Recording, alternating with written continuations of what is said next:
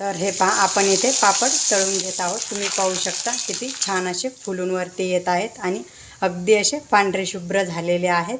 मी इथे एक पापड तोडूनही दाखवते।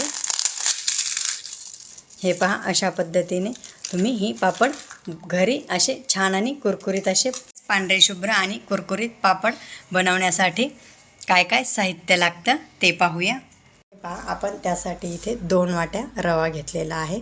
कधीही उन्हाळी वाळवणातील पदार्थ करताना वाटीचं मेजरमेंट अशा पद्धतीने घ्यायचं, खूप जास्त असं फुल भरून घ्यायचं नाही। हे पहा, तुम्ही पाहू शकता, आपण नॉर्मली अशा प्रकारे वाटी भरून घेतो तेव्हा आपलं पाण्याचं मेजरमेंट चुकलं जातं।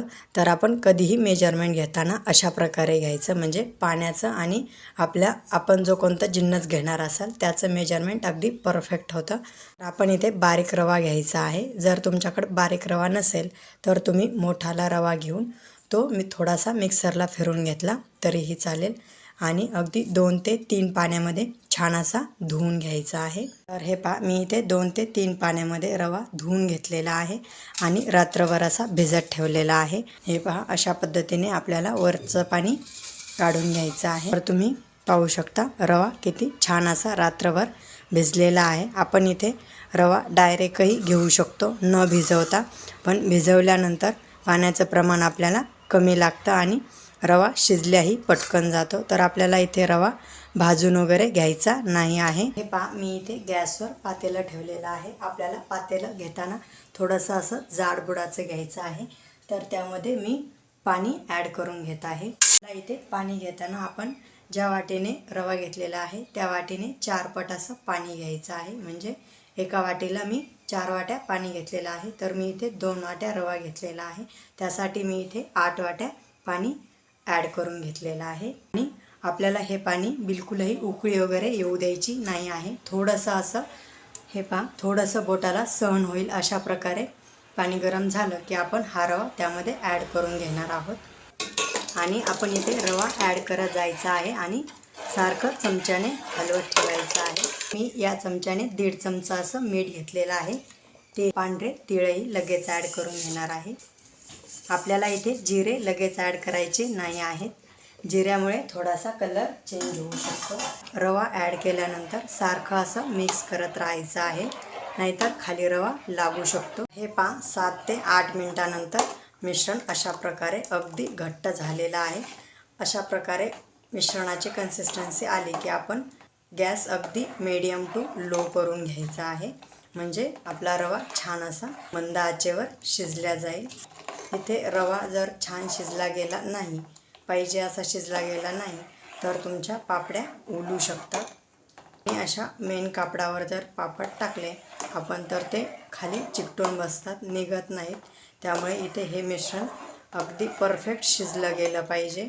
तुम्ही अगदी फुल गॅसवर मिश्रण शिजवत ठेवलं तर ते पटकन घट्ट होऊन जातं आणि शिजल्या जात नाही। पहा, मी इथे अगदी थोडासा असा पापड खार ॲड करून घेत आहे। तुम्ही इथे खायचा सोडा ॲड केला तरीही चालेल, पूर्णपणे ऑप्शनल आहे। इथे मिश्रण अगदी घट्ट झालेलं आहे। मला थोडीशी अशी पाण्याची आवश्यकता वाटते आहे, त्यामुळे मी इथे पाणी गरम करून घेतलेलं आहे।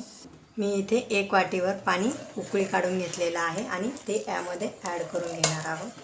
तर हे पहा, इथे एवढं घट्ट मिश्रण झाल्यानंतर आपण झाकण ठेवून देणार आहोत अगदी 2 ते 3 मिनटं। तर हे पहा, मी इथे 2 ते 3 मिनटं असं झाकून ठेवून असं 2 ते 3 वेळा करून म्हणजे 10 ते 15 मिनटं अशा प्रकारे मिश्रण आपलं हे शिजवून घेतलेलं आहे आणि शिजल्यानंतर खूप छान असा वासही येत आहे।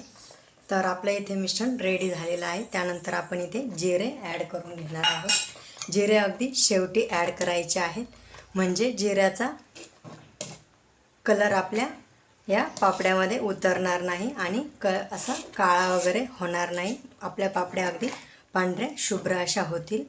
तर या थोडंसं असं म्हणजे आपलं हे मिश्रण गरम असल्यामुळे जिऱ्याचा पूर्ण फ्लेवर यामध्ये उतरून जातो। तर आपण हे जिरे छान असे मिक्स करून घेऊया। तुम्ही पाहू शकता आपल्या मिश्रणाची कन्सिस्टन्सी अशा प्रकारे आहे। मग आपण याचे पापड करून घेऊया। आपल्या इथे 2 वाट्या रव्यामध्ये एवढे पापड तयार झालेले आहेत। 3 ते 4 तासानंतर असे साईडने थोडेसे सुकल्या केले की आपण हे पलटी करून घेणार आहोत। हे पहा 2 दिवस वाळल्यानंतर आपले पापड इथे तयार आहेत। तुम्ही पाहू शकता। आपण हे पापड यापेक्षा पातळही करू शकतो। तर हे पहा आपण इथे पापड तळून घेत आहोत। तुम्ही पाहू शकता किती छान असे फुलून वरती येत आहेत आणि अगदी असे पांढरे शुभ्र झालेले आहेत। हे पहा आपले इथे रव्याचे अगदी परफेक्ट पाण्याचं प्रमाण आणि साहित्यही अगदी परफेक्ट घेऊन आपण इथे रव्याचे कुरकुरीत आणि खमंग असे पापड बनवलेले आहेत। तुम्हीही या उन्हाळ्यामध्ये रव्याचे पापड नक्की एकदा बनवून पहा आणि तुमचेही पापड कशा पद्धतीने छान कुरकुरीत झाले की नाही ते कमेंट करून सांगायला विसरू नका। आणि हो, आपल्या चॅनलला लाईक करा, शेअर करा आणि सबस्क्राईब करा। त्याचबरोबर बेल आयकॉनही क्लिक करा म्हणजे आपल्या नवनवीन व्हिडिओचे अपडेट तुम्हाला मिळत राहतील। थँक्यू।